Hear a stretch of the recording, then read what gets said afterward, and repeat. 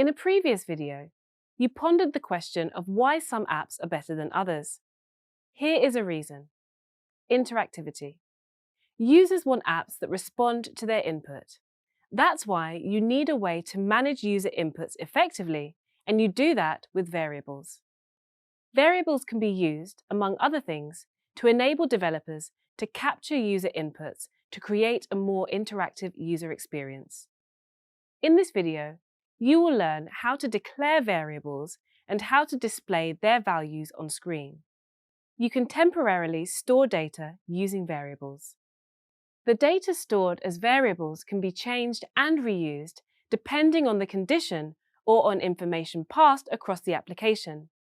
To declare a variable in Kotlin, you use the keyword var or val. Let's unpack the syntax. Var or val implies that you are creating a variable. Next is an identifier or the name that you give the variable. The identifier is followed by an equal sign, and finally, the value which is stored in the variable. You will learn the difference between var and val later in this video. Let's first explore a few examples of variable types. Kotlin provides a set of built-in variable types that represent numbers. One of them is integer or int.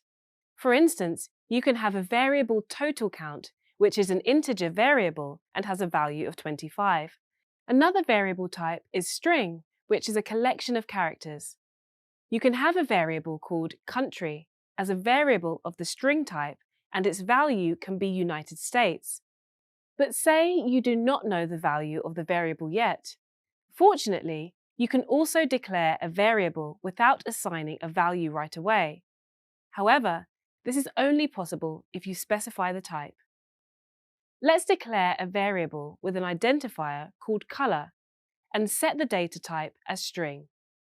Because you already specified what the variable type is, you are allowed to assign the value of color only in the next line. Next, let's focus on the difference between var and val. A variable declared using the val keyword cannot be changed once the value is assigned. For example, if the variable country was created using val and a value of United States of America was assigned to it, it will generate an error if you try to assign United States in the next line. On the contrary, when you declare a variable using the var keyword, the value can be changed later in the code. So, if the variable country is created with the var keyword, no error will occur if the value is reassigned later. Lastly, let's focus on how to display variables on screen. To perform special tasks, such as displaying a variable, programming languages use something called functions. A function is a unit of code that performs a special task.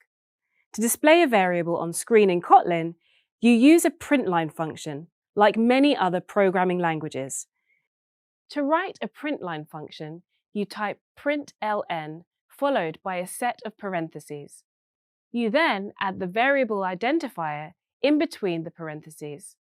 This line of code will let the value of the variable display on screen.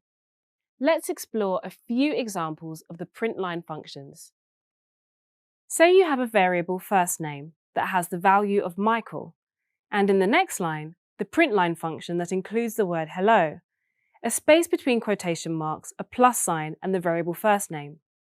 Hello Michael will be displayed on screen. You can also have two additional variables, last name and full name, which combines two variables, namely first name and last name. Notice that a plus sign can be used to combine the values of two string values as a single string. The Printline function will let the first name and the last name display on screen. In this video, you were introduced to different keywords that you can use to declare variables. You also learned about different types of variables and how you can display variables with the Printline function.